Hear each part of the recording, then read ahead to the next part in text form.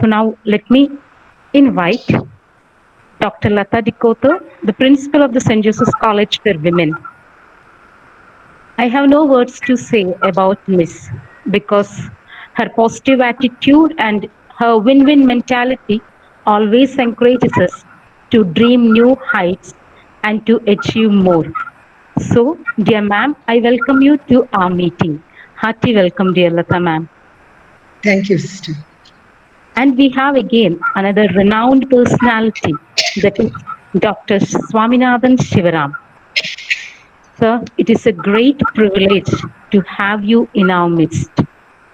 Looking at you, I am reminded that great people are extraordinarily simple and very easy to approach them, and they are less complicated. That is what, whenever we are dealing with you, dear sir. When Nisha called me saying that I am going to call Dr. Swaminathan Shivaram, looking at your honorary degrees and honorary names, I said, Nisha, can we manage to have him with us? But the way you are sitting here, your very gestures itself are a welcoming note to all of us. And it is very privileged our students are having this great opportunity to meet such a great person like you in their graduation days itself.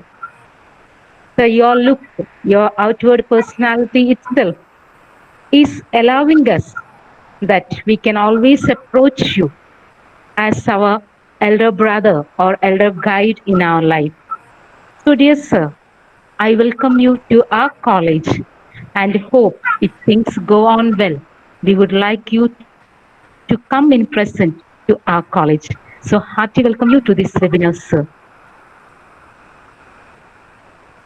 Thank you, sister, for the warm welcome. I would like to welcome our beloved principal, Dr. Rita Leda Dikoto, the pillar of our strength, who constantly motivate and encourage through her inspiring words. Despite of all the busy schedule, ma'am, you came to inaugurate our program with immense pleasure. I welcome you, ma'am, for the presidential address. Our esteemed and most distinguished resource person of the day, Dr. S. Sivaram, the head of the Department of Chemistry, Sister Pushpa, Program Coordinator, Dr. Nisha, other faculty members of the Department of Chemistry, other faculty members from the chemistry community, from other institutions, students of our Department of Chemistry and other colleges, and all other delegates may be attending this session. A very warm good afternoon to all of you. So this is indeed a moment of great happiness and privilege for us. It is a matter of pride to have with us today a very eminent, distinguished scientist and academic who will be delivering this lecture on the future of chemistry. I think there will be somebody coming after me to introduce our resource person in more detail. So coming again to the topic of the future of chemistry, we know that chemical sciences, they definitely, even from a layman's point of view, we know that the chemical sciences have the potential to solve many global challenges, whether it is in the field of climate change or energy, whether it is clean water or food production, or any other problem which we may be facing globally. It is the chemical sciences which has the potential to solve these problems and improve the quality of life for people globally. At the same time, there have been some changes in chemistry which are being talked about globally. Earlier, it was seen, phrases or terms like strategic planning They're being used only by people in commerce and industry. But recently I heard that even the Royal Chemistry Society is doing strategic planning to ensure that you have the people with the right kind of skills which are needed to which are needed in chemistry in the future. So globally, societies, institutions, research organizations, they are all talking about the different trends which are likely to affect the kind of education we need in chemistry, the kind of research that should be happening in chemistry. And because of this, I think it's really it's really a great thing that this particular theme, the future of chemistry, has been chosen for today's lecture. So we know the chemistry recently, even there is a trend for chemistry to be considered to be more of an interconnected discipline rather than a standalone or a pure discipline. Yes, it is a pure discipline, but still, the research which is being done in chemistry nowadays and which is likely to be done in the future is definitely will have to be more connected to other disciplines. And rather than pure research, I suppose that more problem-driven research will have to be done in the future. And even the kind of funding even which is being received for research in chemistry is likely to undergo a challenge. There may be a stage where the private funding or the needs of the private funders might even in future determine what kind of research would be done in chemistry, if it is not already so. So there are these challenges, these uncertainties that the entire chemistry community is facing globally. And so such programs like these, would help us to listen to what distinguished people like Dr. Sivaram have to say about these trends and how these trends are likely to shape the future of education in chemistry and research in chemistry. And this is needed because our students, so the chemistry students and researchers, have to prepare for the world of tomorrow, which is changing and evolving at a very quick pace. Even as we talk here, the changes happening outside are such that they cannot even be gauged by us. So we live in very turbulent times, in very uncertain times. And because of this, the entire academic community, specifically today talking the chemistry community, would definitely have to adopt a more proactive attitude to shape the kind of education which is being done, the kind of value addition which is being provided in our institutions for chemistry students. All this has to wake up to the challenges of the day. So we are so very happy, Dr. Sivaram, to have you with us, to guide our chemistry community, to ignite the spark in our young chemistry students, so that they will really understand more about the challenges they face, or about the challenges the entire community, the academic community is facing, and how they can prepare for these challenges. So we are really so very, very happy to have you with us. And as as Sister Pushpa already said, we hope that in a COVID-free time, you would be able to visit our institution and personally interact with our students and faculty. Let me also say that one of the positives, the very few positives of this COVID time, is that we have the chance to interact and draw energy and inspiration from eminent personalities like Dr. Sivaram. I'm sure it would have been more difficult for him to interact with us if it was not for this online platform.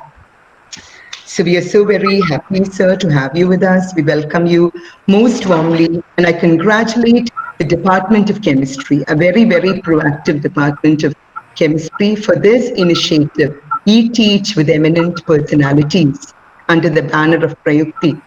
I'm sure that this series is going to really be a blessing and an inspiration to the chemistry community, not only of our college, but of other institutions.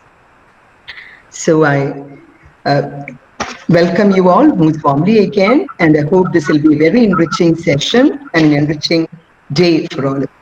Thank you. Thank you all. Thank you, ma'am. Now I call upon Dr. Kumari Nisha as the introduced speaker before us. Good afternoon all. Respected Principal Dr. Rita Ladar, Chief Guest Dr. S Sivaram, respected teachers and dear participants. I am very happy to introduce our Chief Guest Dr. S Sivaram, Honorary Professor and International Science Academy Honorary Scientist at ISER Pune. Prior to this, he served as the Director of National Chemical Laboratory Pune and CSR Bhatnagar Fellow and JC Post Fellow at NCL. Dr. Sivaram is highly decorated scientist with numerous awards to his credit. The Society of Polymer Science conferred him on the International Award in recognition of his significant contributions to polymer science. The President of India conferred Padma Shri on Dr. S. Sivaram in 2006. Has mentored many PhD students and postdoctoral fellows. He has published over 200 papers in reputed scientific journals and has over 100 granted patents. He has edited many books and serves on the editorial board of several national and international journals. He is an elected fellow of International Science Academy, International Union of Pure and Applied Chemistry, Royal Society of Chemistry UK, etc. He was the founder chairman of CSIR NCL Innovation Center. With this brief introduction, I cordially invite you, sir, to handle this session. Thank you. Thank you very much. Thank you, Nisha, for this nice introduction. I'd like to also thank the Honorable Principal Madam and your Head of the Department of Chemistry for hosting me today by this on this e-platform. I think I wish I could be there in person because talking to a television screen is no great fun. Okay, so although you say that it's an opportunity for you to interact with people, but I somehow find seeing a screen and talking is not a great fun. I like to be physically present and have an eye-to-eye contact with my audience, because like all performers, I think the people who teach, who lecture are also performers, you know, like dancers and singers and musicians, and unless you see the audience, you don't really get the inspiration. But nevertheless, I guess we live in difficult times and we'll have to make do with alternatives. So I am pleased to talk to you today. I see that there is a lot of students of your college present today, and also maybe a few outsiders.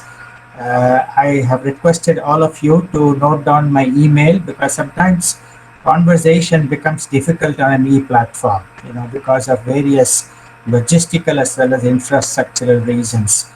Therefore, I like you to note down my email, which I think is already there on your screen. And if you have any questions, comments, anything you want to ask me, please write an email to me, and I guarantee that you will receive a reply within 5 days. Okay, so so please write an email to me, and if you challenge me with new thinking, then our conversation can continue even beyond a few exchange of emails. So if those of you who have anything of interest in chemistry that you want to share with me, please do so, and you are most welcome to write to me without any hesitation. I'd like to thank the college for this opportunity, and of course I'll take upon your kind invitation, madam, to come and visit you one of these days as soon as things improve, because I've heard a lot about your college and your distinguished alumni, and your great contribution to education in the region and I hope that I hope that one of these days I will have an opportunity to come and interact with you, your faculty, and your students.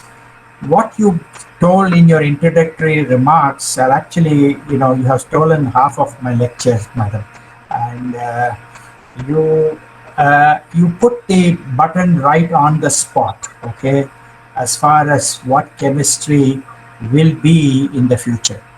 And I think I'm going to elaborate on that for the next 45 minutes, but you have said in a few minutes exactly what I wish to convey. But this is posing a great challenge, honestly speaking, because as science is advancing rapidly in great leaps and bounds, our systems are sometimes very archaic, and our systems are not able to cope up with this emerging great advances in science. And therefore, when we do education, education is part of a system, and we get locked into certain what I call rigid structures, and that is going to do a great damage to the students of the future. I've been articulating this point of view in many forums.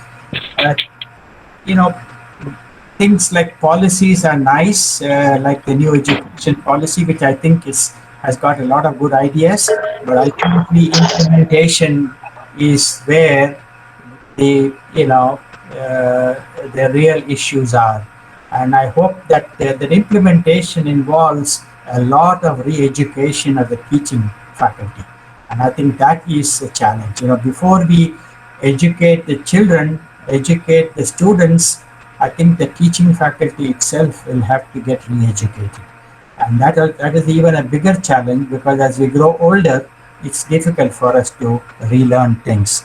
Nevertheless, let me start my talk, because this is a very long, it's a very interesting subject, and the reason I chose this subject is basically because I have spent close to 50 years of my life doing chemistry in this country after my education.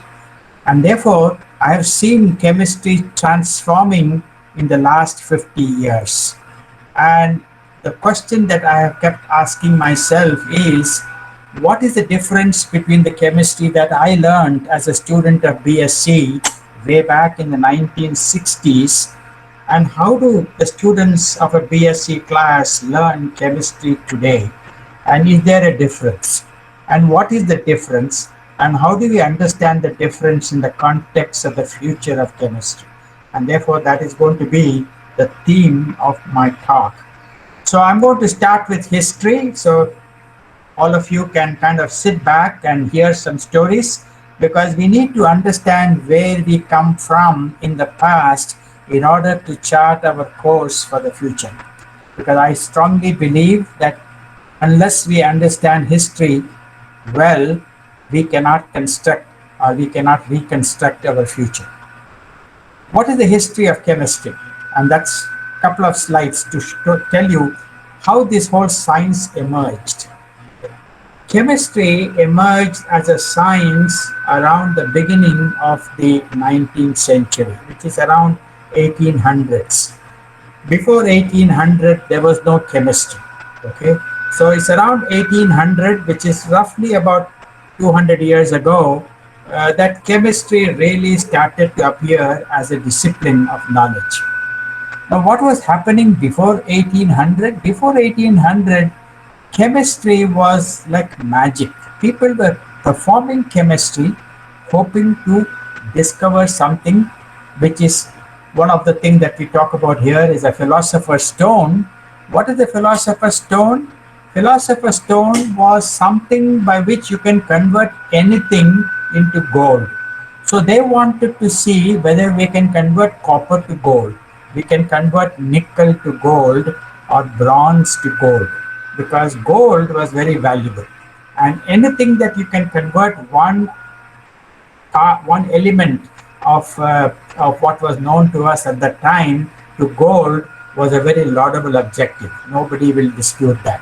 So everybody was looking at a method to convert something into something. And what was the something that they wanted at the end of the day was gold. because gold gave you riches, gold gave you wealth, gold gave you comfort in life, and gold gave you respect in the society.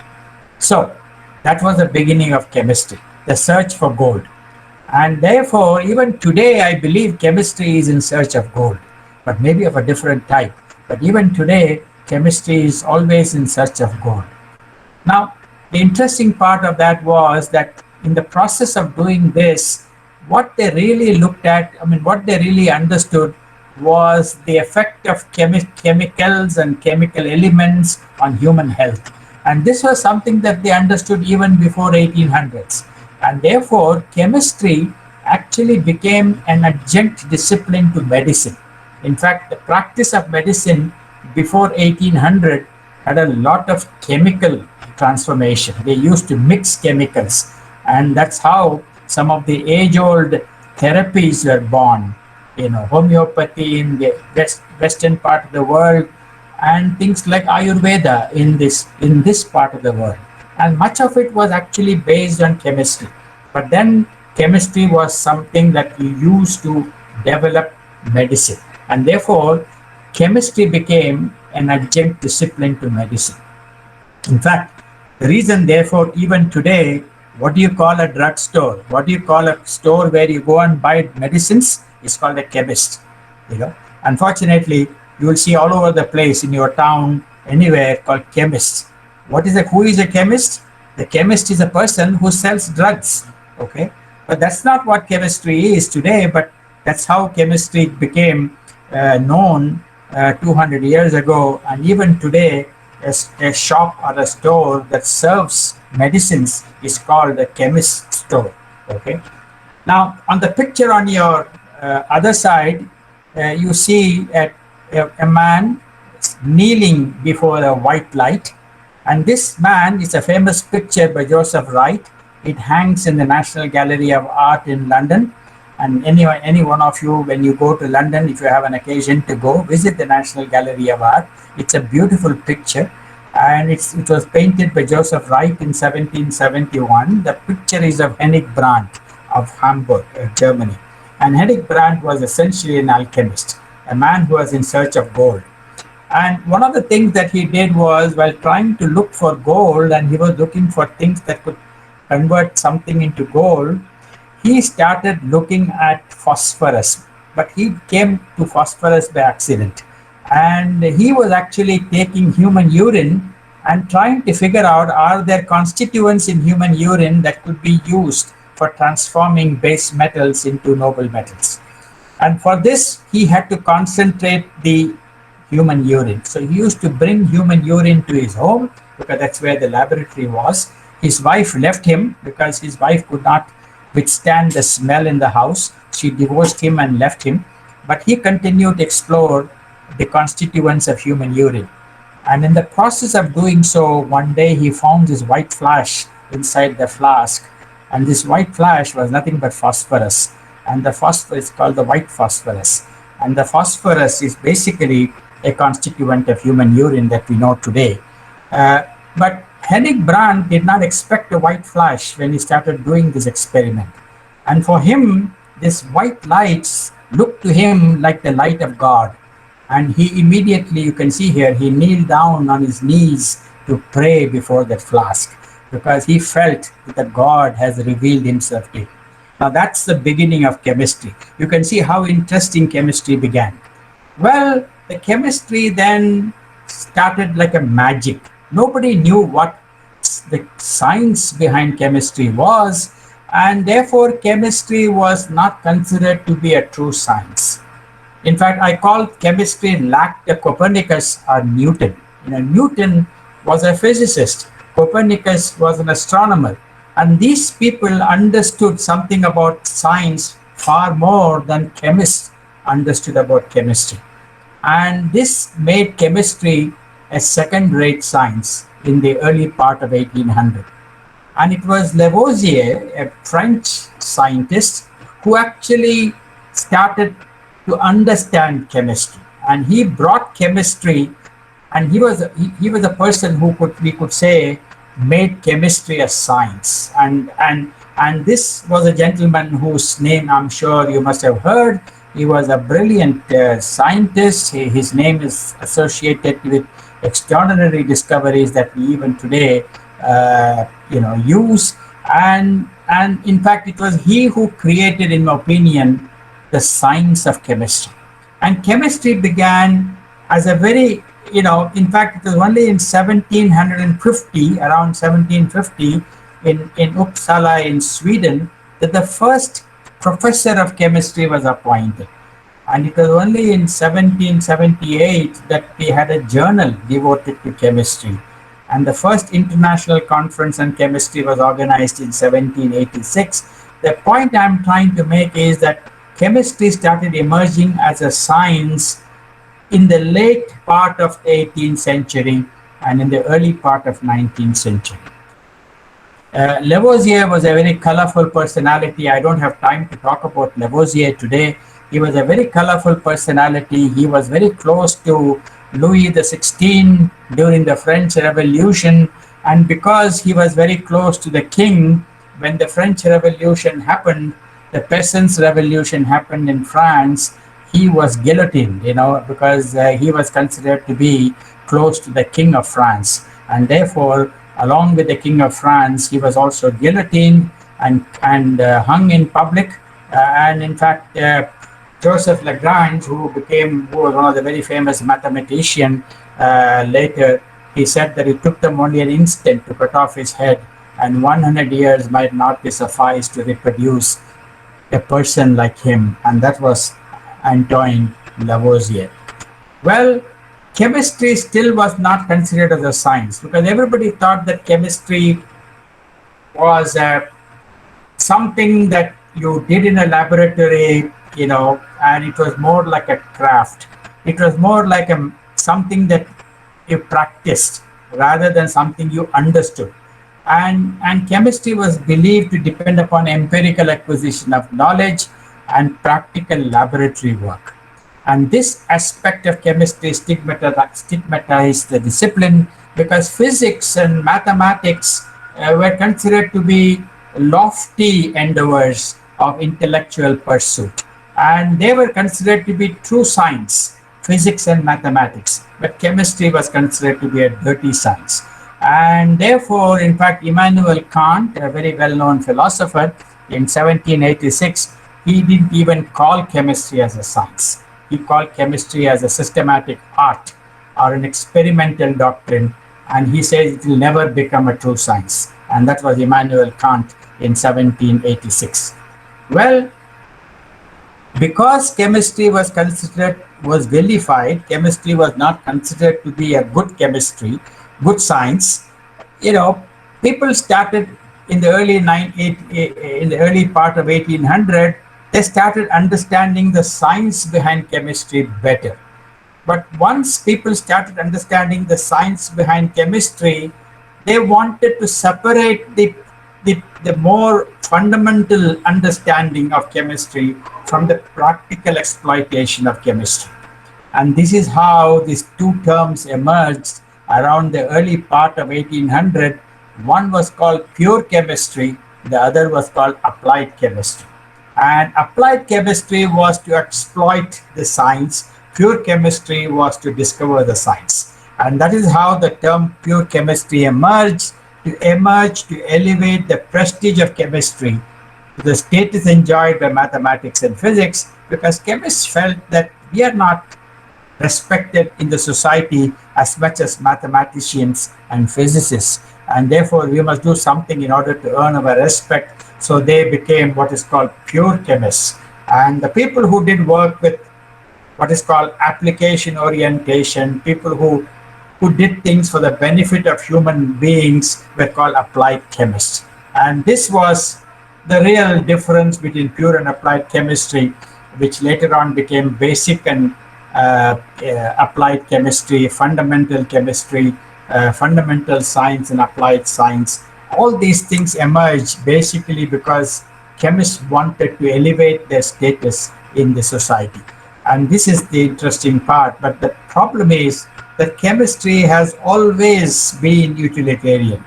And in fact, chemistry's purpose is to make the gifts of nature easier to use for human benefit. And in fact, that ability of the chemistry to transform science into something that society can use actually became the reason why chemistry was supported by a lot of people in the society, including the kings and the noblemen who supported chemistry because they believed that chemistry can help human beings. And therefore, the applied part of chemistry continued to have its traction in chemistry. Well, there's a book written, it's an interesting book. It's called Chemistry, the Impure Science. It's a book that was published in 2012.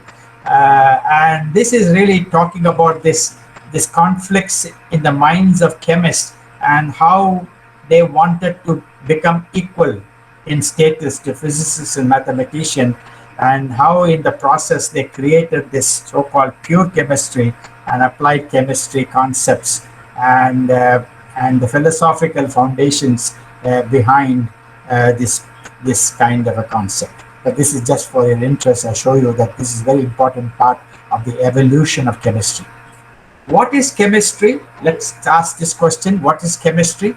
Chemistry is actually defines itself as a science of atoms, molecules, and matter. Chemists make molecules and they determine their structures.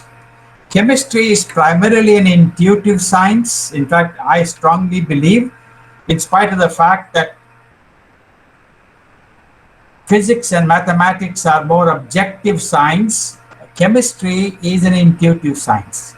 Chemistry actually springs from the imagination of the human mind. And many of the discoveries in chemistry are characterized by what I call the audacity of imagination, rather than based on data and evidence, which is what physicists and mathematicians do. Chemistry, in spite of everything that has happened in the last 200 years, is uniquely utilitarian. In fact, chemistry has contributed more to society and its well-being than any other subject or any other science that we know of. And I don't want to belabor this, whether it is ammonia, which improved our ability to produce food, whether it's penicillin, which gave us the antibiotic to fight the bacteria, or whether it is polyethylene, plastic, or whether it is the new vaccine that is now coming, which is a product of chemistry. In fact, I hope you understand that. The vaccine that now that we are trying to get out of this pandemic, this entire vaccine is actually chemistry. And I'll probably share some ideas with you maybe in the later part of the lecture. And therefore, I believe that the world we live in today, or for that matter yesterday, or for that matter tomorrow, will not be the same without chemistry. And to me, that's why chemistry is called the central science. Well, what is the structure of chemistry? Structure of chemistry, if you look, ask me, is basically a set of laws, axioms, theories, concepts, and principles. It is now laws, axioms, theory, concepts, and principles also exist in physics, also exist in mathematics. So in what way chemistry is different? And that's where I come to the second point. The chemistry is different because chemistry is a visual science. It's a science that you can see. And you don't see many things in physics. You don't see anything in mathematics, right? Everything is abstract. But chemistry is something that you see. And that's where the visualization of aspects of chemistry comes in drastically. And visualization is there in two dimensions. One I call the spatial dimension, which is we call the stereochemistry, the configuration, the conformation that I'm sure many of you must have studied, and the visualization in the temporal dimension, which is in the time dimension. Atomic and molecular motions, collisions, bond making and breaking events. These occur in time scales, and therefore we call them the temporal dimension. And therefore chemistry has a spatial dimension and a temporal dimension, and that's unique to chemistry. And ultimately, of course, chemistry is the one that relates structure to properties and functions. Because without chemistry, you can never understand how some things behave the way they do. And in fact, the origin of color, smell, taste, tactile sensation, physical properties, biological responses are all manifestations of chemistry. In fact, I ask the simple questions to students, why is sodium chloride, does it taste salty? And why does sucrose or glucose taste sugary? What is the difference between the two molecules or the two compounds that one tastes salty and the other tastes sugary? Now, answer to this question is what all chemistry is all about. Okay, and because that's what, as I said, that chemistry is a visual manifestation of science, and this is the basic difference between chemistry and other disciplines of science. Now, in fact, that's what I said, that there was a gentleman called John Dewey, who was a very well-known philosopher and educationist in America, who said that every great advance in science has been issued from a new audacity of imagination. Now, I don't have to give you an example, an example better than this to show what is an audacity of imagination. And that is this gentleman whose picture you see and whose 150th anniversary we celebrated 2 years ago in 2019. His name is Mendeleev. And Mendeleev gave us the periodic table. Okay. Now just ask yourself, what experiment did he perform to discover the periodicity of elements? How did he come up with this concept of periodicity of element in 1869? And to me, this is the quintessential example of what I call the audacity of human imagination. And chemistry, this is just one example. I can give you many more examples like this. But in a sense, chemistry springs from this ability of humans to imagine things, And sometimes they imagine things that doesn't exist, and that's how they create new science. For example, here, Mendeleev imagined a periodicity, and he found out that this periodicity exists in nature, and that's the origin of the periodic table. But if you really ask yourself, what experiment did he perform? What evidence he had for the periodicity element? Practically none. But he knew it was right, and that's what I call the audacity of imagination. I also say that chemistry is predominantly qualitative science, unlike mathematics, unlike physics. Of course, it has its quantitative basis, but most people who deal with chemistry understand it in rather qualitative manner, and apparently it works even if you understand it in qualitative manner. I give here many terms: electrophilic, nucleophilic, acidic, basic, hydrophilic, hydrophobic, polar, non-polar, words that you use in chemistry all the time, okay, whether in education or in research. Just go back and ask how much of it is quantitative and how much of it is qualitative. And you'll be surprised to find that the quantitative basis of many of these things are rather small. And that's what makes chemistry a unique discipline, because it is qualitative. It is, and in fact, the reason why imagination is very important is because it leads to qualitative understanding of phenomena. There are other things that I give here.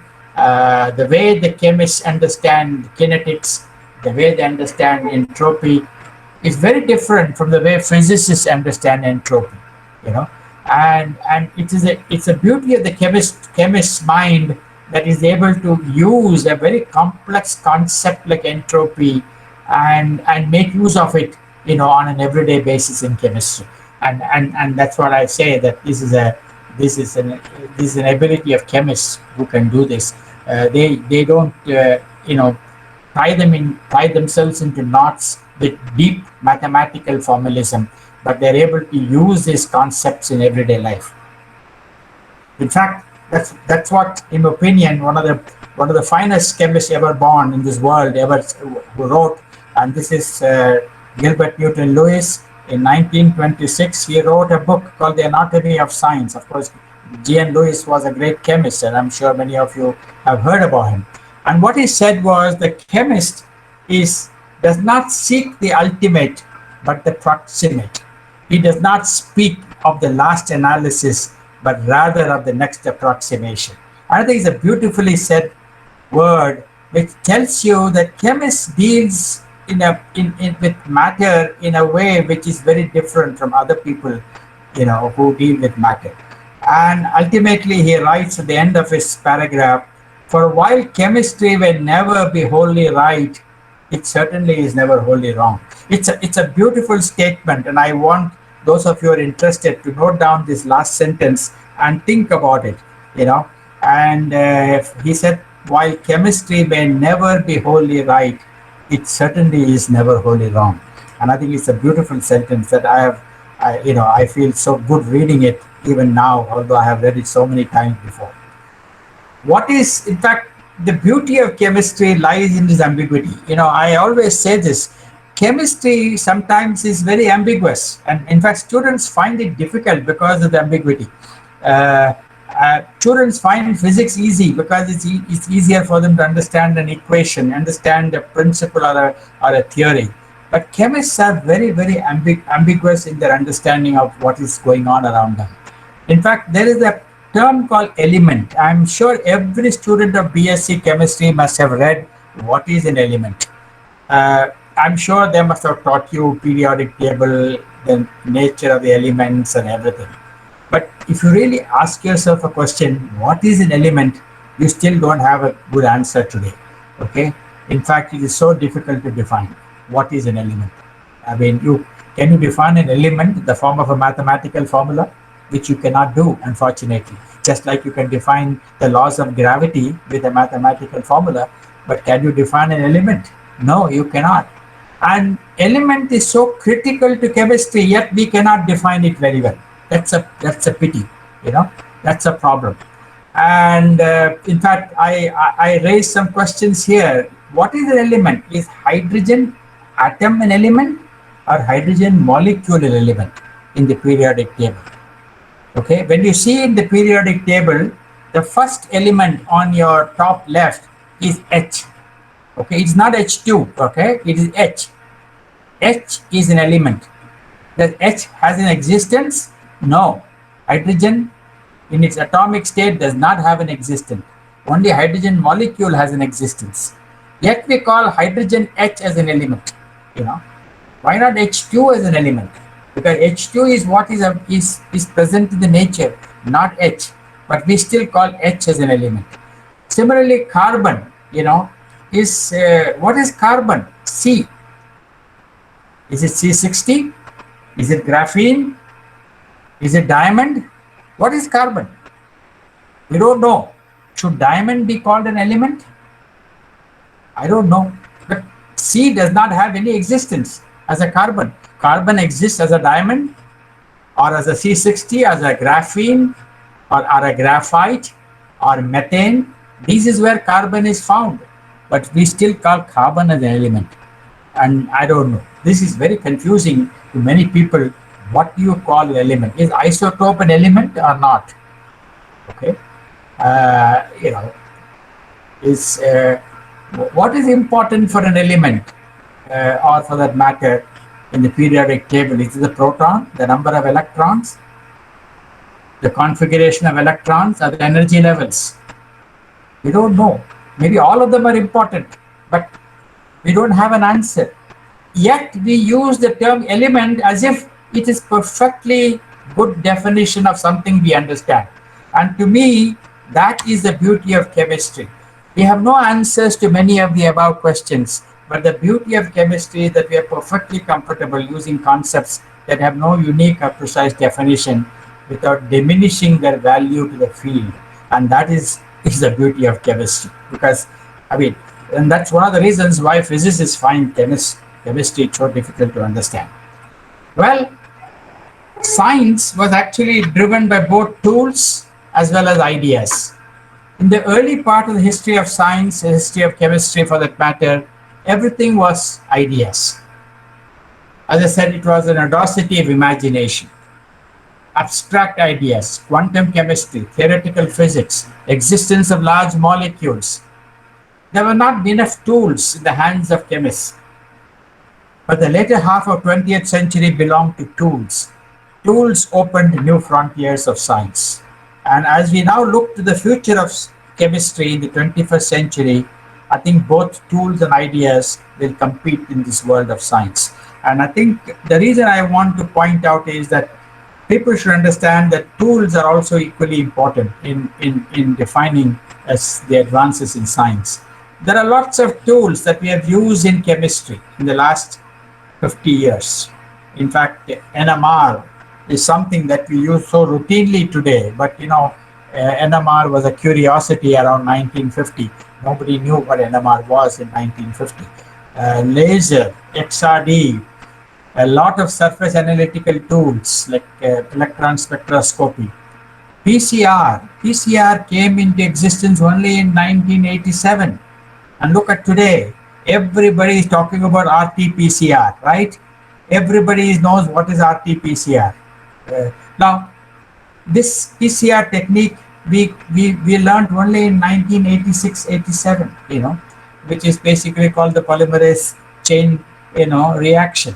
Mass spectroscopy, electron microscopy, cryo-electron microscopy, a technique that we could use only by late 1990s, around 2000. It was a technique that came into prominence around 2000. And look at it. Within 3 weeks of the emergence of COVID-19, we knew the structure of COVID-19 because we had a tool of cryo-electron microscopy.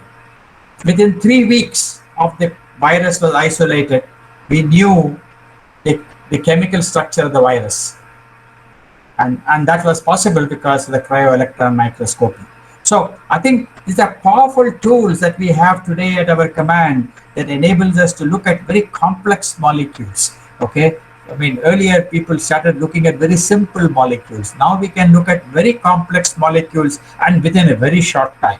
Just imagine 3 weeks, the paper in Science describing the structure, the chemical structure of, the so-called SARS-CoV-2 came in the 3rd week of January in Science, in a journal. And I think the first virus was isolated in the last week of December. So imagine the speed with which we can now do these things. Well, chemists makes molecule. In fact, that's one of the reasons chemists are called synthetic chemists, because they make molecules, okay? And they essentially are the people who can take a bunch of compounds, assemble them into a molecule, transform them into a molecule. And that's one of the reasons why we call chemistry a creative science. And in fact, the man who told this was this great French chemist around 1860, Marcellin Berthollet. Marcellin Berthollet was a French chemist who said that chemistry creates its own object.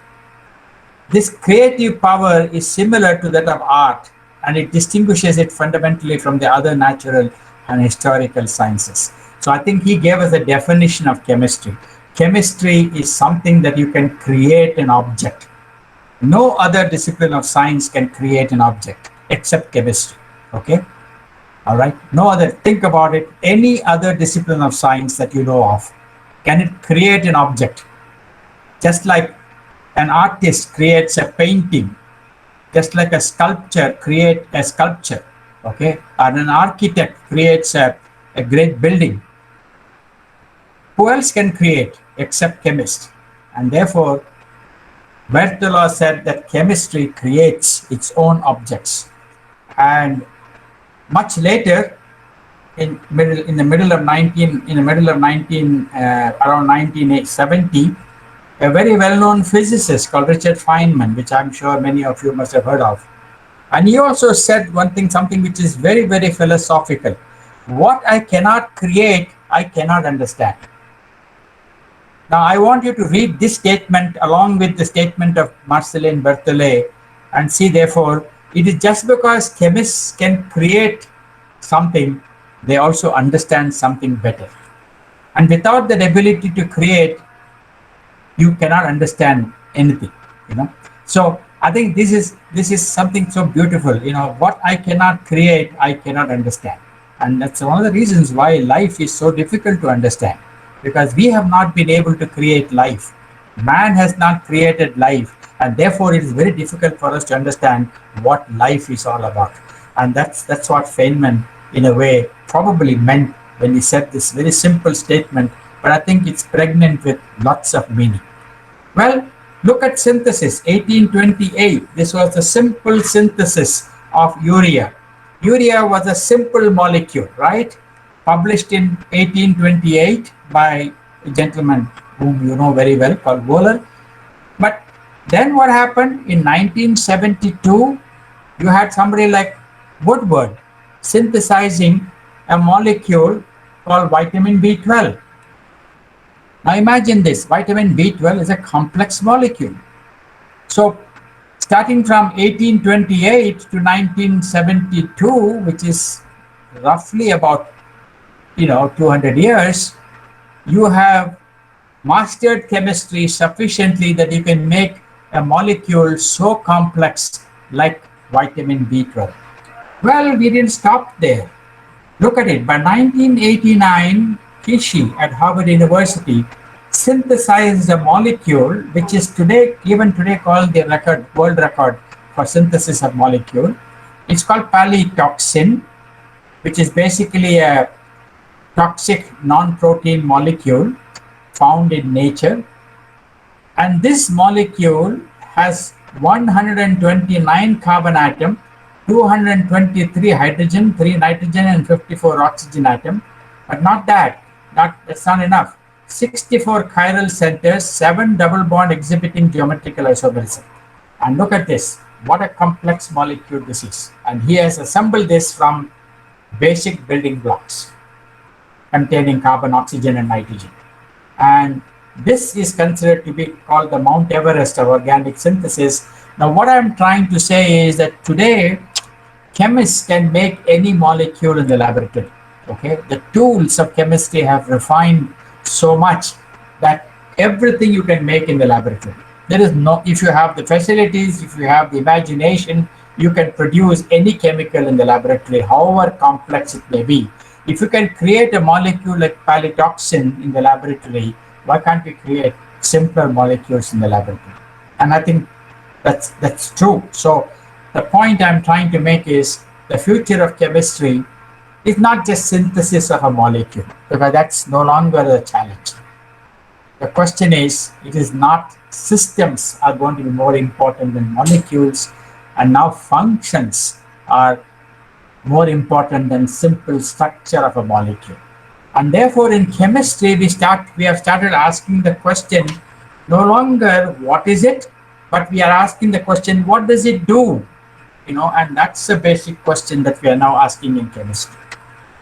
So I look at chemistry today and the future of chemistry. If you ask me, what do I see as the future of chemistry? I look at it in 3 dimensions. The science of material, the science of life and nature, and the science of sustainability. And to me, this is chemistry.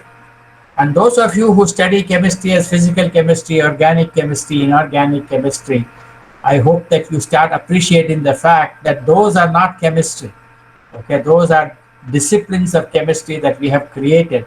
But chemistry to me is basically the science of materials, the science of life and nature, the science of sustainability. Allow me to spend a few minutes on each of these because I can't get into the details of these. Those of you who are interested, I can always refer you to exciting books and exciting articles that you want to read about them. But I think I'm just going to quickly run over what these are. Well, materials are the most important class of chemistry that we are seeing today. And these could be organic compounds, inorganic compounds, carbon families. You heard about all these things, the carbon nanotube, the graphene, the amorphous carbon, the polymers, the oligomers, the conducting materials, and a variety of other materials that we today use in multiple applications. Well, and therefore, to me, the journey of chemistry, or what defines the journey of chemistry, is how do I go from a molecule that we can make, many molecules we can make, how do I convert that molecule into an ultimately a system that has a function and response. And that is to me the core purpose of chemistry. So you have to learn how to connect a molecule to a system where it has functions and response. To me, that's chemistry, and that's what people are now doing. I mean, example, this is a solar cell which is made entirely of chemicals, of organic chemicals. Okay, and these solar cells, this is not made of silicon. This is made of entirely organic chemicals, and these solar cells are essentially multiple materials assembled together into a complex structure, and that's what I show here. There's a multiple materials layer by layer assembled into a complex structure, and the complex structure delivers a function which is converting light into electricity. None of the individual functions can do, individual material here can do this, but put together, this material can now convert light to electricity. And this is an organic material, and therefore this uses 100% knowledge of chemistry.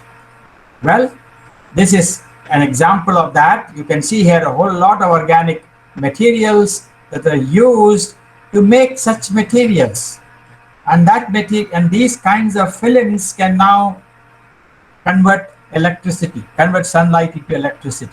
And this is one of the most exciting subjects in chemistry today.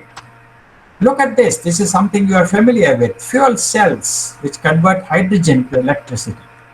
Again, it's a complex set of materials assembled together in the form of a system. Look at on your right side.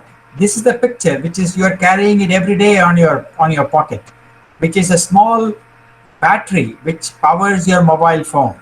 Every one of you have a mobile phone. Look at it, there is a battery. And this battery is nothing but what we call a lithium-ion battery, right? And look at this battery. What a complex system of chemical materials that it comprises of. It comprises of an anode, which is a chemical material, a cathode, which is a cathode, which is a chemical material, an oxide, an anode, which is a graphitic material, and of course it has electrolyte, it has, all kinds of things, polymeric separators, membranes, variety of such things put together. And what do? They are able to store charge, and that is how all our gadgets today work.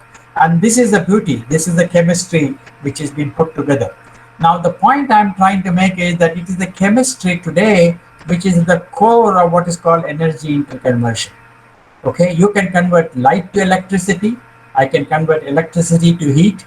I can convert heat to a fuel. I can convert fuel back to light.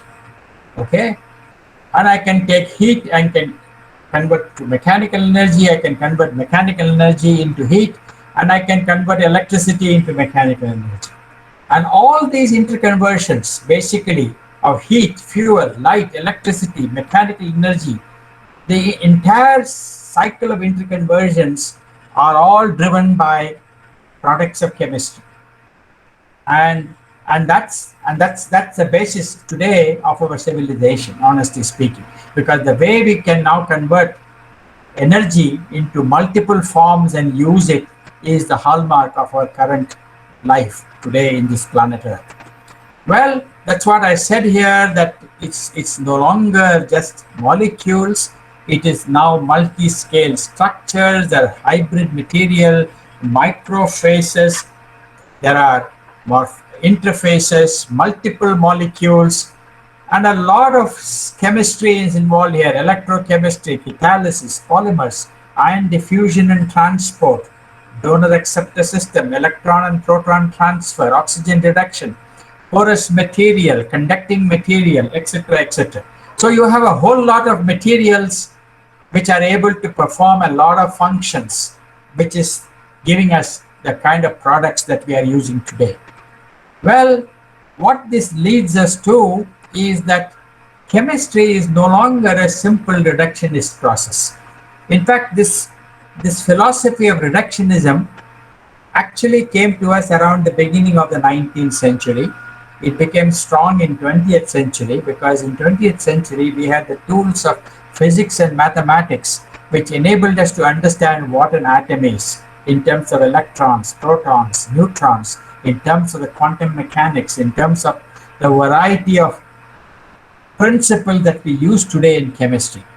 In the process, what happened was many people started believing that chemistry can be understood basically based on its atomic structure.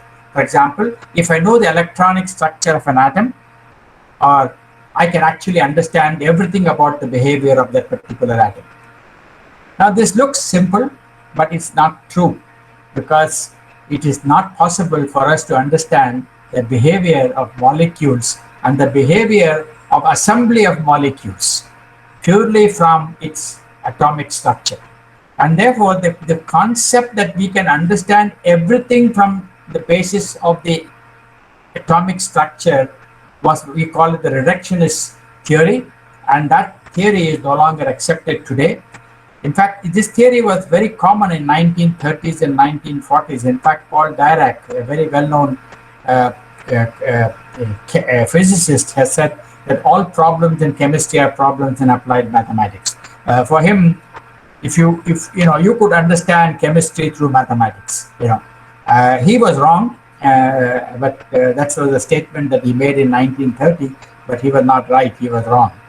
And what exactly has happened is that we know today that emergent properties, which are characteristics of complex systems, are the most important part of our ability to understand matter, especially active matter.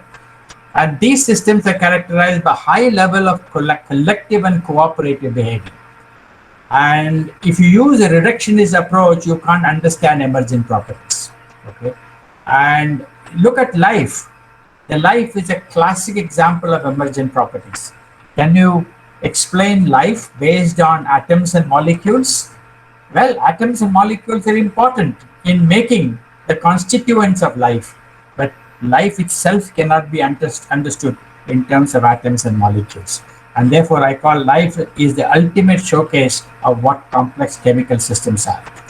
And therefore, we know in nature there are complex chemical systems, and I give on the left-hand side some of the principles of the complexity theories, or the complexities principles, and on the right side I give you some examples of complexity. Something like formation of snowflakes, ant colonies. How do ants build their homes, under the trees? Flight of birds. Please observe the sky. When the birds fly, there's some cooperative motion in that flight. How do they sense that cooperative motion? A bunch of birds. If you are in a crowd, the crowd behaves in a particular matter. Why do crowd behave in a particular matter? Individuals in a crowd behave in a different matter, in a different way. But in a crowd, people behave in a different way. Flow of traffic. All these things are examples of complexity. And I think complexity is all pervasive in our world. And therefore, the recognition that chemistry can go beyond molecules, was something that we started to learn around 1990. And this was marked by a Nobel Prize that was given in order for people who started thinking along these lines. And also the fact that biology is characterized by emergent properties. In biology, systems are more important than molecule or assembly of molecule. In fact, in some cases, shape or form is more important than chemical composition. In fact, this is true of enzymes. It is not the chemical composition of enzyme that is important. It is the shape or the form that they, in terms of conformation that they adopt, is more important for the function of an enzyme. And this has led to a new discipline of chemistry today. And this is a discipline I think every chemist must understand. And this is called the systems chemistry. And the systems chemistry allows us to understand emergent properties. When a system has properties and functions that its individual component do not have. And this is something now is becoming a basis of being taught in the universities. In fact, there are courses on systems chemistry that many universities in the world have now introduced into the undergraduate curriculum. And I strongly urge that, students who are learning chemistry must start understanding systems chemistry. I don't have time to talk about systems chemistry, but I think if those of you who are interested, I can give you references that you can read. Systems chemistry actually involves all chemistry, but it's a way of looking at chemistry which is completely different. And systems chemistry explores processes which are both equilibrium and out of equilibrium, and leads to systems that can self-assemble, produce and consume energy, process information, manufacture materials, replicate, self-heal. And this is all part of systems chemistry. And you can see here, underlying these words that I have written are a huge amount of potential applications of chemistry. So systems chemistry, to understand systems chemistry, has become very, very important, even at a very early stage of our education. Well, chemistry has built bridges. In fact, chemistry is a science that has always built bridges across disciplines. I just start with this historical picture of Linus Pauling, a man who's probably one of the most well-known chemists of our generation, and he establishes chemistry as an overarching science that bridges physics on one side and biology on the other. In fact, he was the person who connected the physics to chemistry and eventually to biology. And this is a continuum. There is no hard barrier here. The understanding of the physics leads to a better understanding of chemistry, and a better understanding of chemistry leads us to a greater understanding of biology. And therefore, he started building this bridge between physics and biology using chemistry as a bridge. But then there was another guy who said that this is exactly the same thing that Linus Pauling said, but Arthur Kornberg said around 1987 that if you want to connect the physical world to the biological world, I need the language of chemistry. Okay, and that is how he created. He understood the chemistry as something that enables me to link the physical world with the biological world.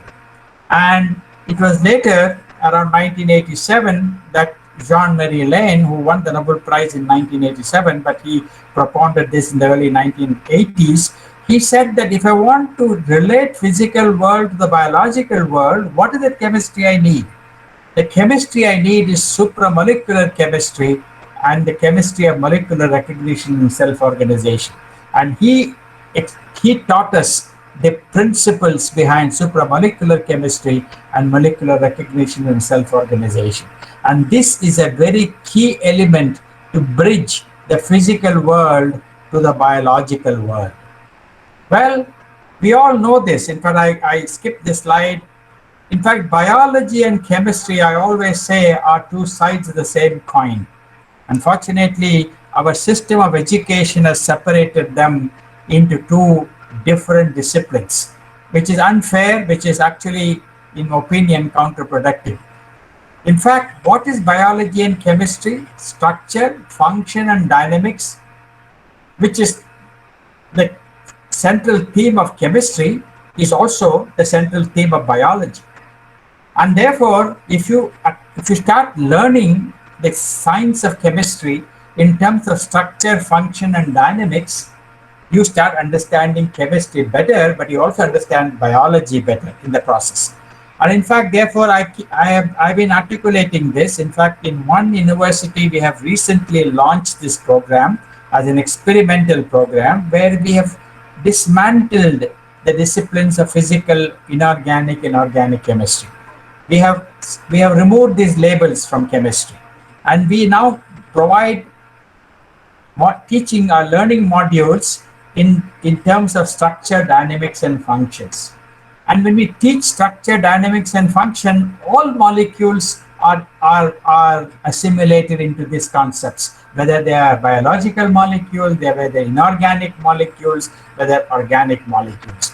because ultimately all of them follow the same laws of nature.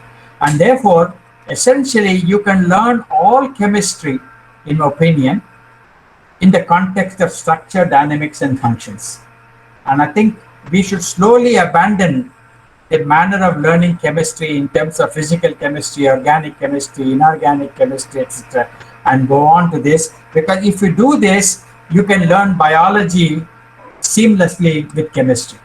Okay, there is no distinction between chemistry and biology, because biology also deals with structure, dynamics, and functions.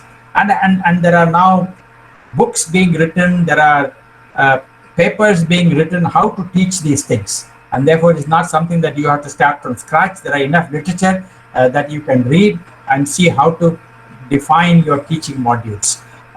Why? Because chemistry is progression from atoms to molecules to larger molecular assemblies, whereas biology is progression from large molecular assemblies to this molecular structure. And therefore, I call the chemistry and biology is actually two sides of the same coin. You know, if chemistry is moving from atoms to large molecular assemblies, biology is moving from large molecular assemblies to its molecular structures. Okay, so it is the opposite. Biology is nothing but the opposite of chemistry, in my opinion.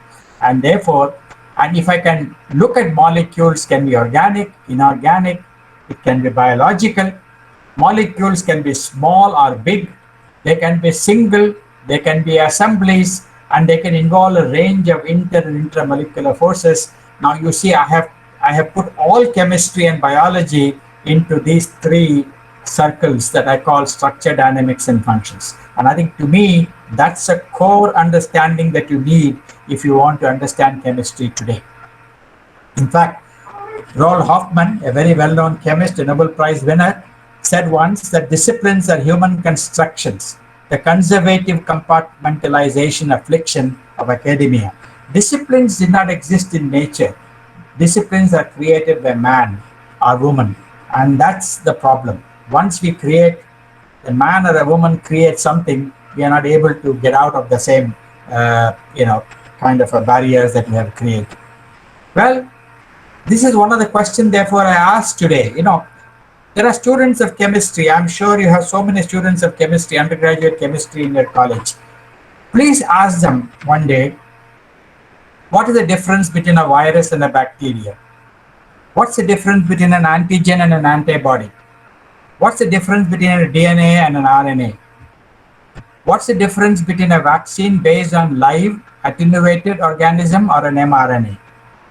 You know, these are today newspaper articles. These are there on television today.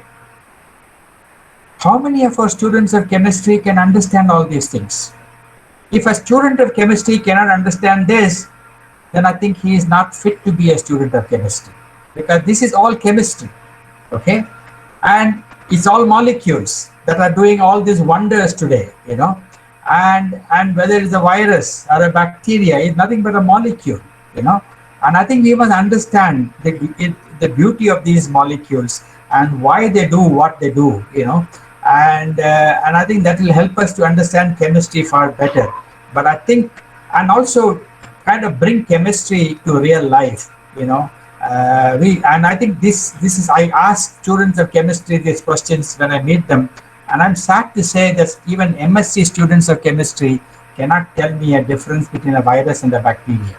You know, they don't know the difference between a virus and a bacteria, which is very sad, because in this day and age, when every day the newspapers, the magazines, the televisions, the social media, everything is talking about all these subjects, our students of science are not able to appreciate this material. And that's because we have compartmentalized chemistry into a narrow discipline, which I think is very, very sad. And I think we have to get out of this compartmentalization mentality. Well, no wonder that if you look at Nobel Prize in Chemistry, I just given last 4 years Nobel Prize in Chemistry. I don't want to read this. You can read it your own. Read it on your own. And I just want to ask, how many of our chemistry students can understand the work of chemistry Nobel laureates? I'm sad to say that very few chemistry students of our colleges and universities are able to appreciate the Nobel Prize winning work of our chemistry, in chemistry. Like how many of our students can understand the the, the concept of CRISPR-Cas9, which is one, Emmanuel Charpentier and Jennifer Doudna, the Nobel Prize in 2020. It's the Nobel Prize in chemistry, by the way, not in biology or medicine. Okay, it's a Nobel Prize in chemistry, and somebody should tell me why they got the Nobel Prize in chemistry. What is chemistry involved in that work, which got them the Nobel Prize. And I think it's important to understand that this is what the chemistry is all about today. Okay, and therefore I keep saying, and I think I'll take another 5 minutes and I conclude. I keep saying that if you look at the hierarchy of science, at the bottom of the pyramid, we have the physical world, which is the physics and mathematics. Somewhere in the middle, we have the chemistry, which I call the inanimate world, because chemistry helps us to understand the inanimate world around us. And then we have biology, which is the top of the pyramid. The apex of the pyramid is biology, which I call the living world, because biology helps us to understand the living world. And then the basic question that chemists are today asking is, how does an inanimate matter become a living matter? Because that's very important. How does a matter which is inanimate becomes an animate matter? And that's the basic quest that chemistry is today asking a lot of questions. And ultimately, all these things, the physical world, the inanimate world, and the living world, ultimately are leading to what we call the human world, in which we all live. And that is an understanding of the human world that we get by understanding this science that underpins the human world.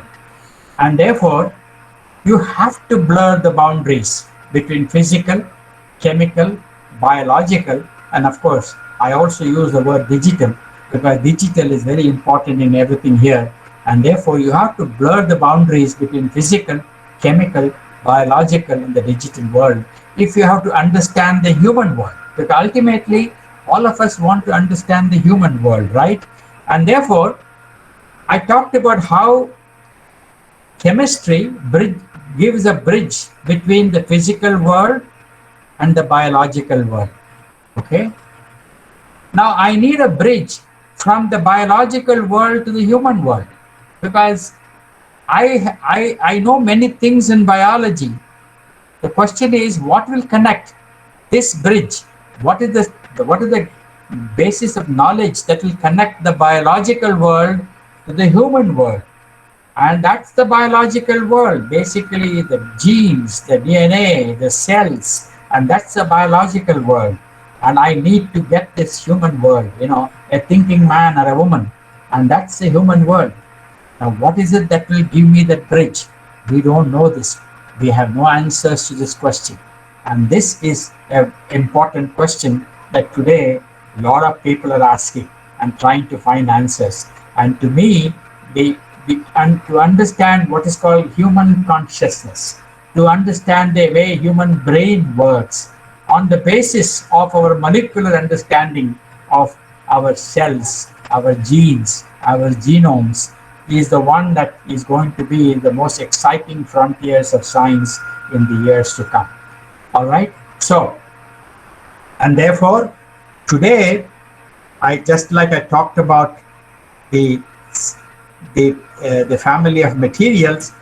There's a whole lot of what is called chemistry, which is inspired by biology. And chemistry inspired by biology is called bio-inspired chemistry. And there is a whole lot of subjects here which I will have no time to deal with, but it's a fascinating subject. I always talk about this, the superhydrophobic surface of a lotus leaves. A butterfly wings does not have any color, okay? If you look at a butterfly wing, it's a transparent material, okay, under a microscope. How does a butterfly wing get its color? Please ask yourself the question, And how does an abalone shell, if you're living on a seashore, the abalone shell, how does it get the strength of an abalone shell? Okay. There's a whole lot of materials around us in the nature which we don't even understand. how it functions. And I think that's the basis of a variety of new science that is now emerging. In fact, this is something that most of you would have seen, especially in our villages and in our old buildings. This is called gecko, an animal that climbs the wall, and this animal can climb this wall even on a wet surface. And the question basically is, how does it get its adhesive strength? How does its paws, four paws, adhere to the surface? And what is this principle of adhesion? And this principle of adhesion is something that people are now trying to understand so that we can create better adhesives in the laboratory. And lastly, I don't have to tell you what this is all about. Nature is full of colors. Our nature is full of colors. But does the nature use a paint like human beings do? We all use paint. If you want a color, what do? You use a paint, you use a pigment. But nature does not use a pigment or a paint. Yet it has fascinating colors. How does nature produce colors? And that's a question that people are now asking. And there's a book, which is a fascinating book, which I think all chemists should read, which is called Structural Colors in the Realm of Nature. And so that it will teach us how nature produces this wonderful colors that we see every day around us, which we are not able to produce in our laboratory. In our laboratory, we can produce paints, coatings, pigments, but we don't produce the kind of colors that nature produces because we don't understand how nature produces these colors. And therefore, there's a lot of understanding that chemistry will provide in this area. Well, I just asked this question, maybe the last slide, I don't know. That I just asked this question, that there is an organism, in our environment, which can differentiate an O-type blood from an A-type blood with 66% accuracy. It can detect carbon dioxide in air 165 feet away. It can detect trace amounts of lactic acid, uric acid, and ammonia in sweat. It can detect a temperature difference of 1.3 Fahrenheit. And it has a night vision for black, dark blue, and red colors. That means it can see very clearly, even in pitch dark, black, dark blue, and red colors. I don't know how many of you can guess what this organism is. There's an organism that you see almost every day, okay? And that organism is a mosquito, okay? It's a mosquito which you treat with great contempt when you see it, right? You kill it. That small organism, which you call a mosquito, can do all these things, which none of us can do in this world today, okay? The question basically is, how has nature created this wonderful sensing technology in a mosquito? Mosquito, I call it, is a wonderful sensor. In fact, that's one of the reasons why, if you're ever sleeping in the night, don't wear a blue or a red colored night dress, because you are sure to be hunted by a mosquito, because mosquitoes can see blue and red colors very clearly. Okay, so learn from this, because you can save yourself from a mosquito too if you learn this. Well, I think I'm going to stop here because I don't have time to talk about a few more things. Maybe another day I will come and talk to you this. I have taken a lot of time. I just want to conclude with 2-3 remarks about education, because I'm talking to students and I'm also talking to teachers, I presume. And this is a point that your Madam Principal made, very eloquently in the beginning of my lecture. 65% of our children entering school today will have a job that does not yet exist. So the question is, what are you preparing them for? What is the future for which you're preparing them for? Because they will not have a job that, any of the jobs that you see today are not the job that will exist 20 years from today or 15 years from today.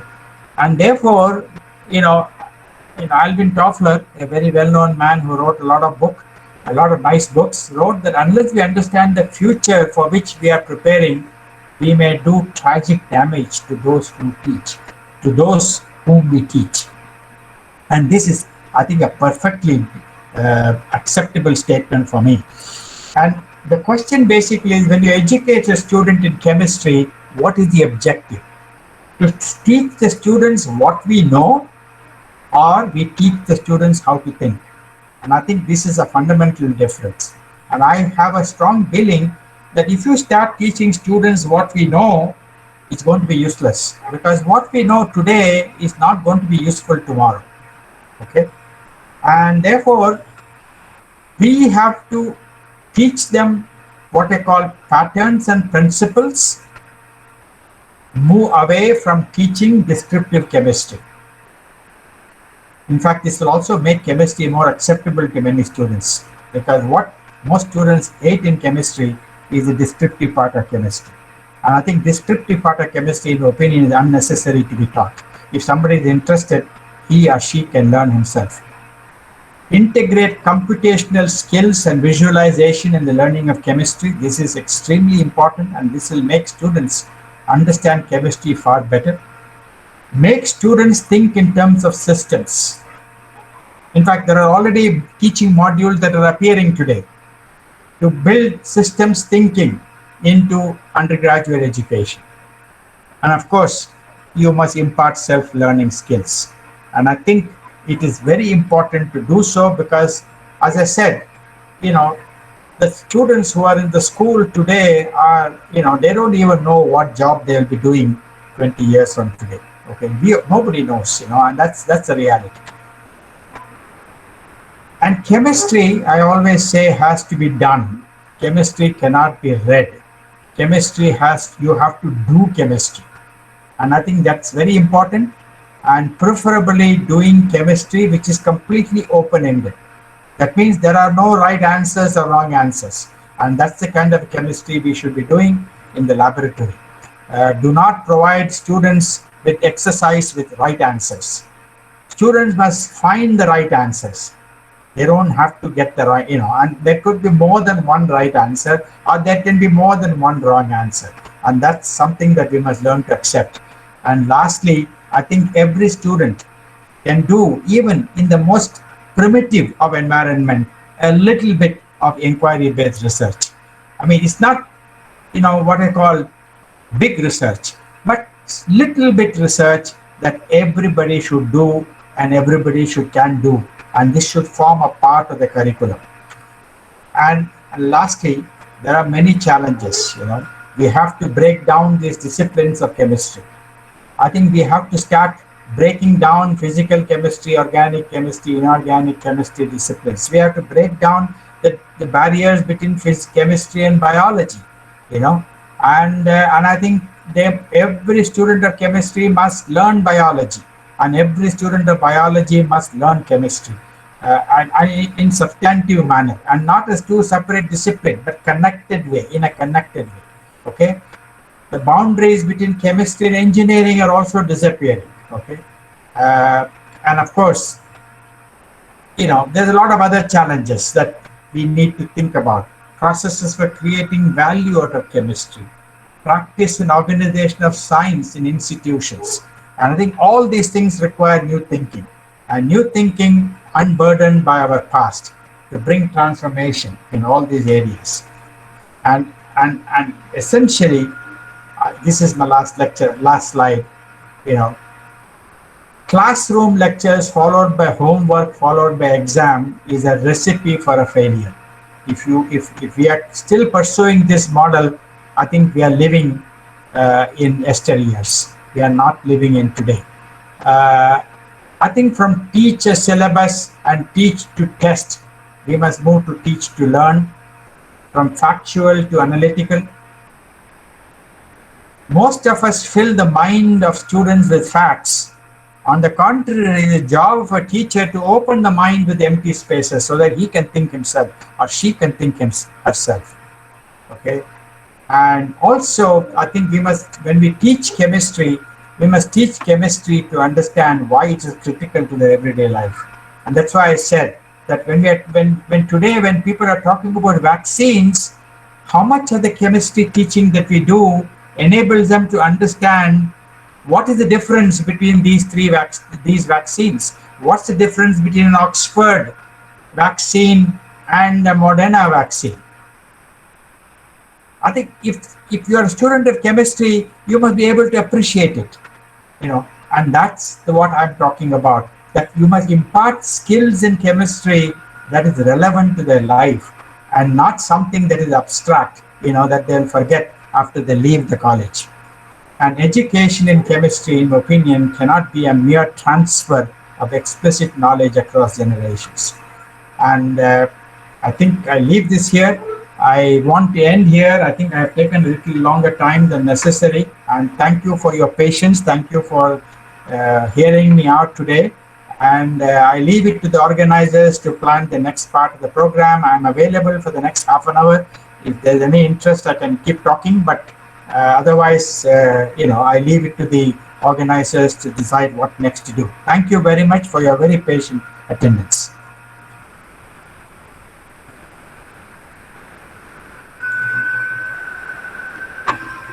Thank you so much, sir, for informative session. Now, the platform is open for the participants to clear their doubts. Participants can unmute their microphone and ask the question. I've also suggested that they can post the question in a chat box. They can also, I don't know whether anything is there on the chat box. Let me see.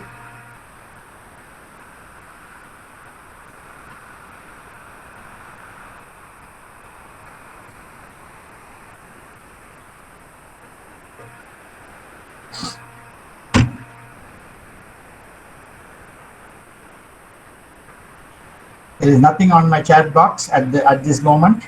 Okay, so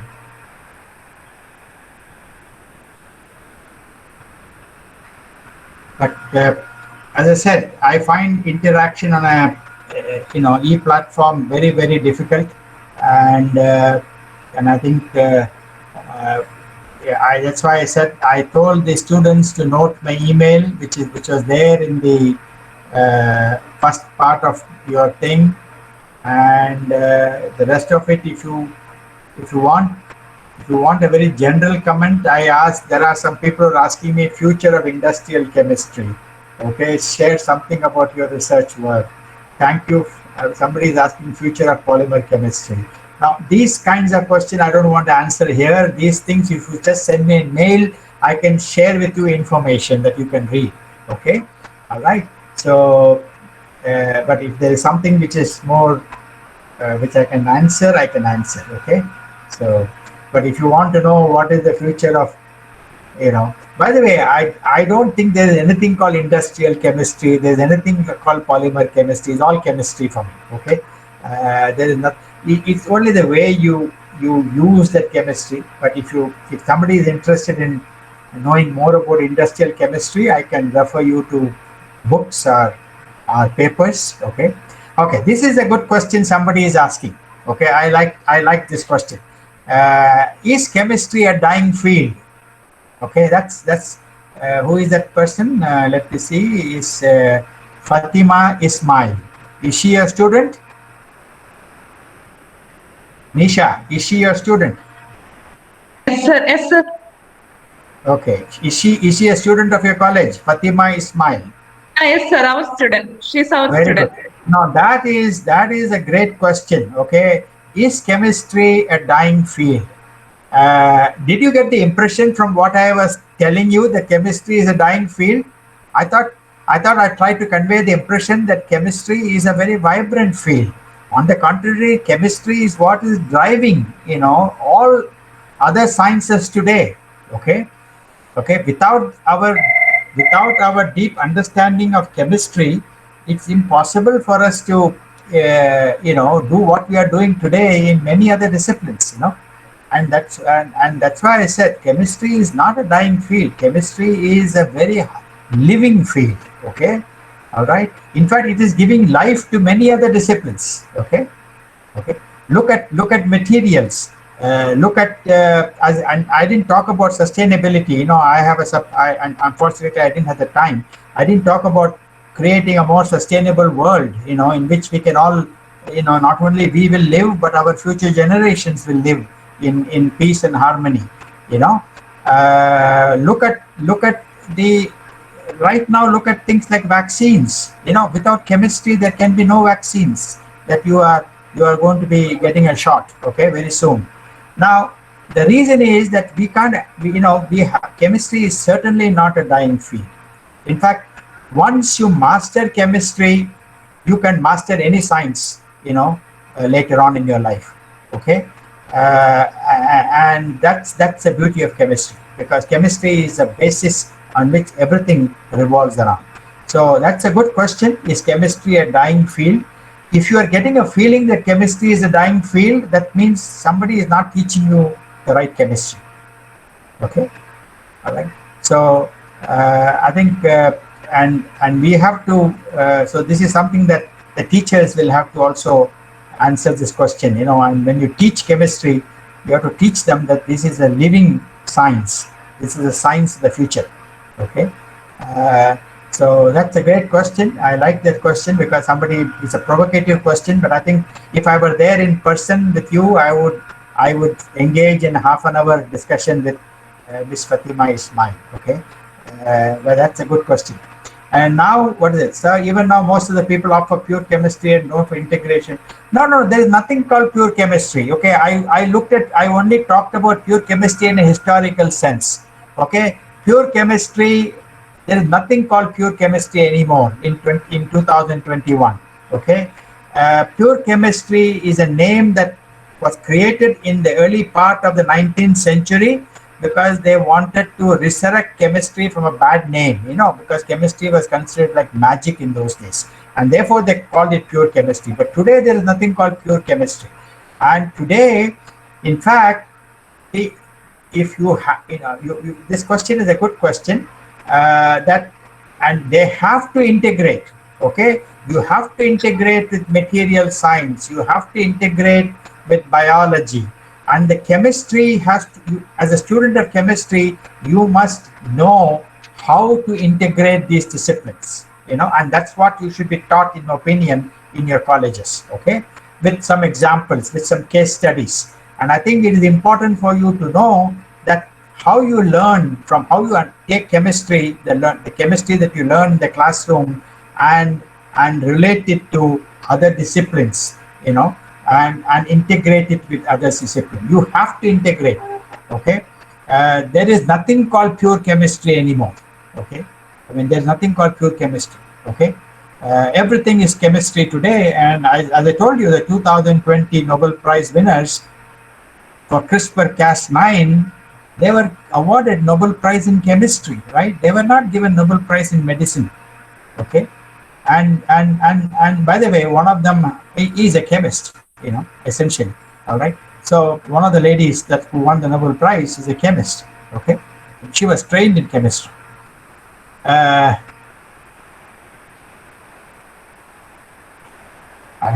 Looks like a question that they are trying to examine me, okay? Sonia Andrews. Who is Sonia Andrews? Nisha? Sir, she is our first BC student, first year student. Okay. You said describe two structural variations that are possible for polypropylene but not for polyethylene. I think she is trying to test my knowledge, I think. No?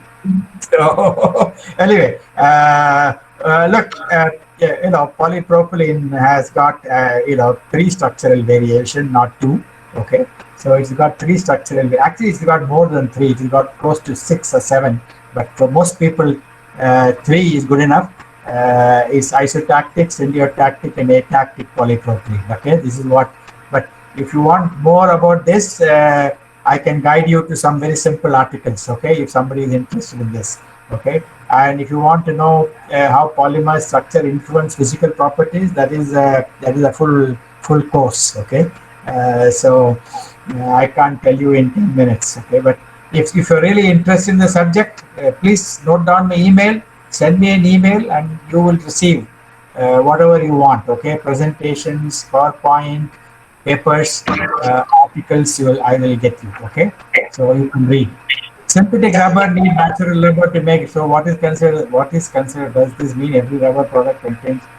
Well, again, this is, why don't you send this question as an email? Amba Mole. send me this question as your email. I will answer this for you. Okay. This is not a what I call a general question. Part of. Well, that is your principal, madam.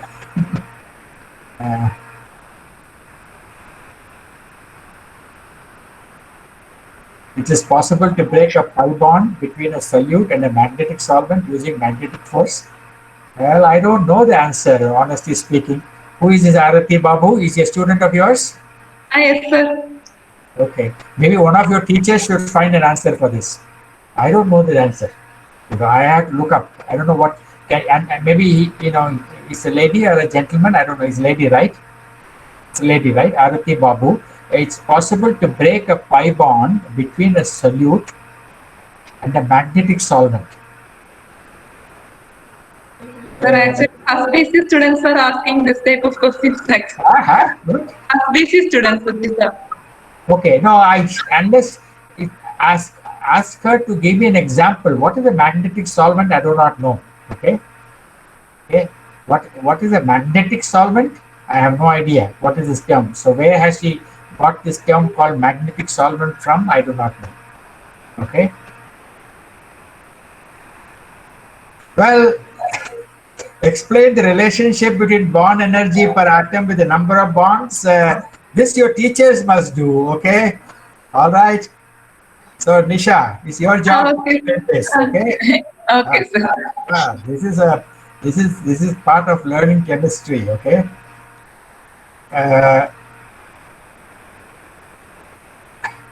You know what? He is talking about a great fan of science fiction. Okay. Who is this? Khadija Sharif. First BC student, sir. Huh? Our first year student. Okay. I like this question for a good reason. Basically, because I like people who like fiction. Okay. Because fiction, as I said, creates, is a great tool to build your imagination. Okay. And so I encourage students to read science fiction. In fact, I used to do that to my own students, to read science fiction, because science fiction is builds the power of human imagination. Because science fiction is something that you can imagine but you cannot do. Okay, and that is very important for students of science to have that spirit of imagining things that they cannot achieve or they cannot do. So now so I don't know. I hope that this lady is reading good science fiction, and I can give you a reference to a science fiction book if you want this lady to read, and I can. In fact, it probably addresses a little bit of this problem of a perfect drug, but it's actually a fiction. Okay, there's a book called Science Fiction Book, and I will send you the reference to this book if you can send me an email. But I think keep dreaming. Okay, I mean, what you're writing there is right. You have to figure out how to do this. It's not possible today, but I'm sure you can do it maybe in the future. So you can produce a perfect drug that can achieve the desired goal without any side effect. Maybe you can do that. Who knows? But the answer to this question, I mean, I like this question philosophically because I think it's a good question to ask, because you are thinking about things that cannot be done today, and therefore, as long as you keep thinking about things that cannot be done today, you may end up doing things. You may end up doing those things in the future. So good luck to you, but you can't do it today. But as I said, there is a whole host of science that is emerging, which is called personalized medicine. And I can give you some papers on some references to the subject matter. It is called personalized medicine. Okay. And personalized medicine is an attempt to accomplish this goal. We are not there yet. It's too far away we are, but it is an attempt. It is a directional attempt to reach this goal. But I think we are not there yet. But this is, as I said, this is still science fiction as of today. Okay. But I can tell you, every science fiction over a period of time has become a reality. Okay. And so don't think that science fiction cannot become a reality. What to do to become a good chemist in the future? You know what you should do? Okay, cultivate curiosity of everything around you. Okay, that's all I need. Okay, just look at it, things around you. Look at things around your own home. Look at the way things are in nature. Okay, because ultimately I told you the best of chemistry in the future is going to come by inspiration from nature. So if you want to become a good chemist, apart from learning chemistry as a subject in the college, you have to cultivate this great sense of curiosity. Okay, asking questions about everything that you see, around you, and finding those answers to the extent they're available, and then going beyond those answers. Okay, so that's where chemistry will lead you. So in fact, I keep telling people that if you want to become a good chemist in the future, look at people around you, look at nature around you, look at objects around you. Okay, and then you will see and ask questions. Why? Okay, and if you do that, I'm sure you'll end up as a good chemist. Of course, you must learn the science in a disciplined manner, and then you will be able to figure out all the answers. I always say curiosity and imagination is what you need to become a good chemist. Okay, high degree of imagination and a high degree of curiosity. Okay, so I had a slide on this, what a student of chemistry should learn, but I didn't have the time. I can say, you send me a mail and I will send it to you. Okay. Okay.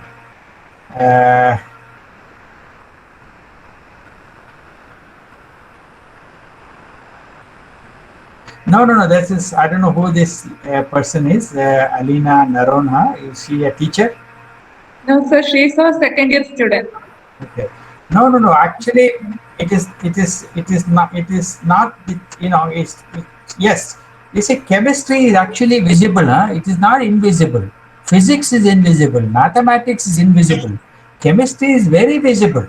Okay. All right. Why do you think chemistry is invisible? Okay. Chemistry is extremely visible. Okay. All right.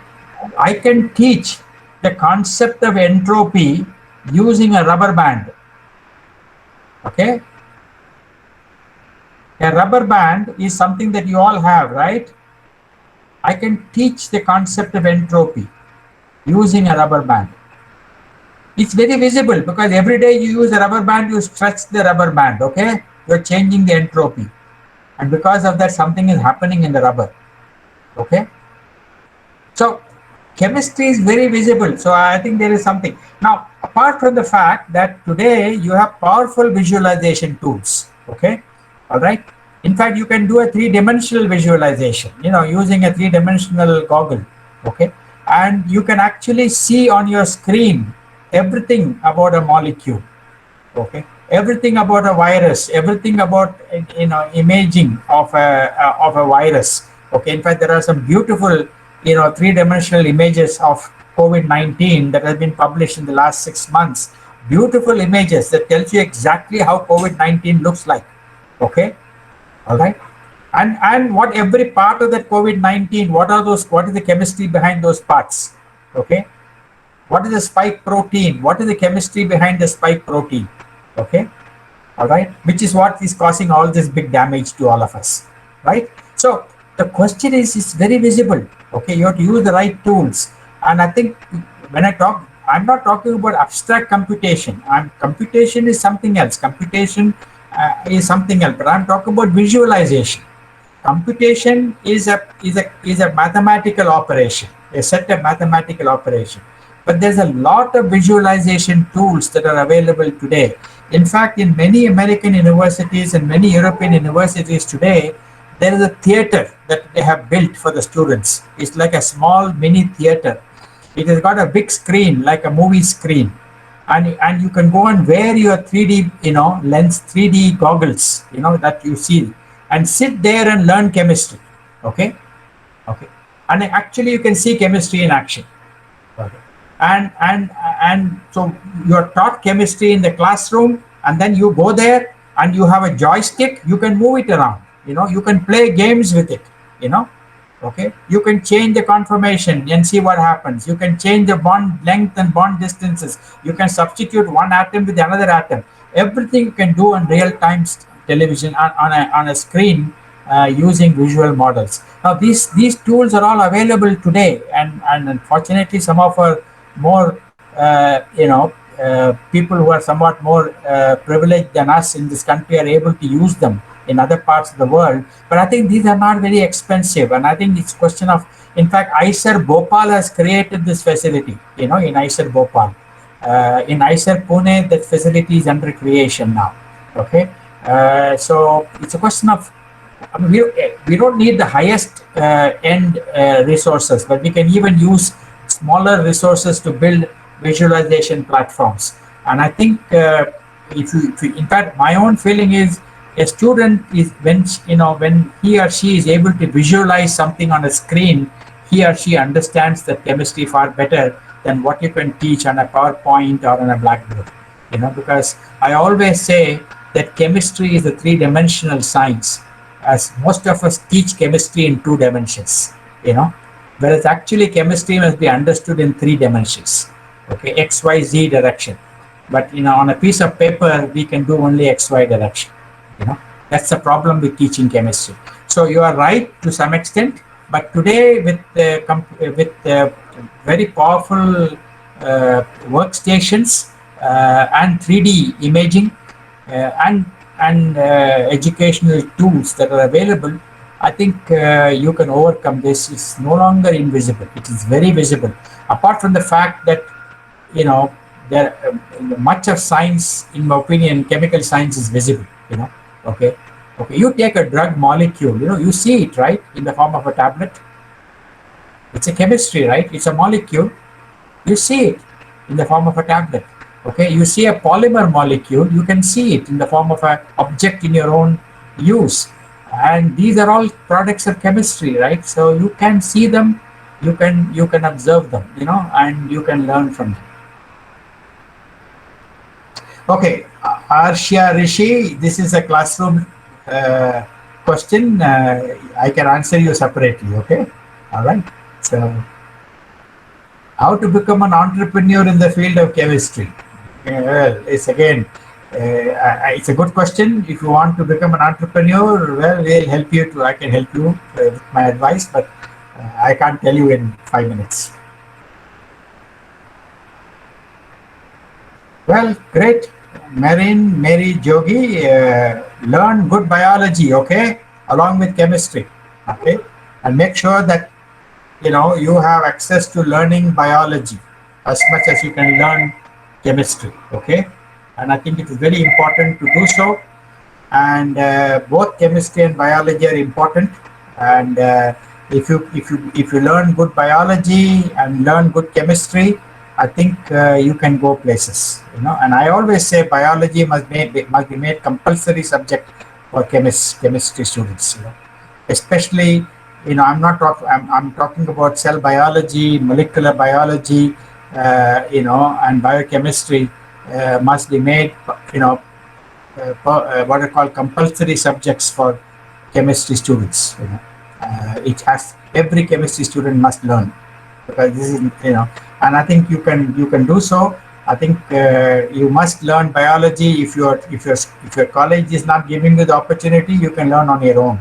Okay, there are enough resources for you to learn on your own. Okay.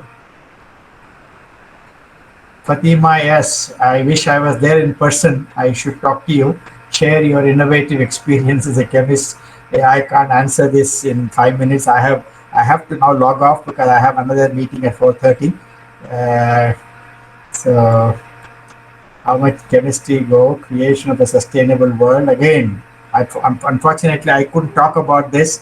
Maybe another occasion I'll talk about chemistry and sustainability. In fact, I just now completed, I gave a full semester course in IISER Calcutta. Of course, I gave it online on sustainability and chemistry. Okay, I gave a 36 lecture course on sustainability and chemistry. And it was just it was given to third year students, fourth year, and fifth year students of chemistry. Okay, and 36 students took this course, and all of them were very pleased to know how we can use chemistry to make the world more sustainable. Okay, so it is something which is very important, and I think I don't have the time to go into this in detail, but if somebody is interested, please write to me. I may have some reading material for you to start.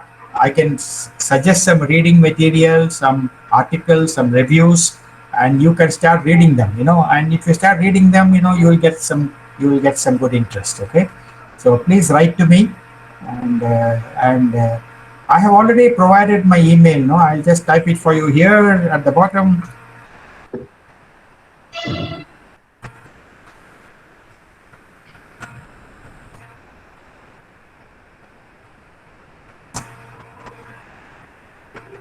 You got my email? I hope everybody got the email. You got it? Nisha, you saw it? Yes, sir, I saw it. Yes, sir. Good. So share this email with all your students and ask them to write to me. I know I'm asking for trouble, but no problem. Okay. So so I don't mind if they want to write emails. I will try and respond to them as much as I can. Okay. Okay.